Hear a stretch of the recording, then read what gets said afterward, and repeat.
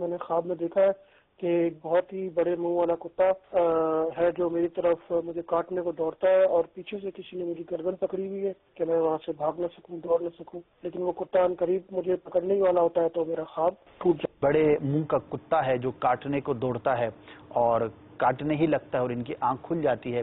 تو بعض اوقات جو ہے وہ اللہ تبارک و تعالیٰ کی جانب سے کسی مشکل، کسی آزمائش یا کسی تکلیف میں مبتلا ہونے کی اس طرح کی خبر ہوتی ہے یا کوئی اس طرح کی علامت ہوتی ہے۔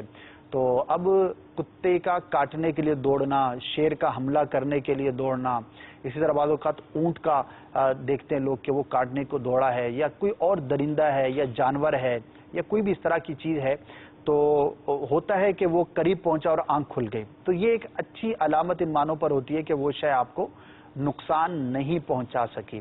تو مختلف اس کی پھر تعبیرات ہوتی ہیں، لیکن اس کا محفوظ رہ جانا اس بری چیز سے حفاظت کی علامت ہوتی ہے۔ لیکن بعض اوقات آزمائش کے پہنچنے کی، مبتلا ہونے کی بھی یہ دلیل ہوتی ہے۔ تو اللہ تبارک و تعالیٰ کی بارگاہ میں عافیت کے لیے دعا کیجیے، انشاءاللہ عز و جل خیر ہوگی۔ مدنی قافلوں میں سفر اختیار کر لیجیے، راہ خدا عز و جل میں سفر اختیار کر کے کی جانے والی دعا جلد قبول ہونے کی بہت ساری بہاریں ہم سنتے رہتے ہیں۔ اللہ تعالیٰ توفیق خیر عطا فرمائے۔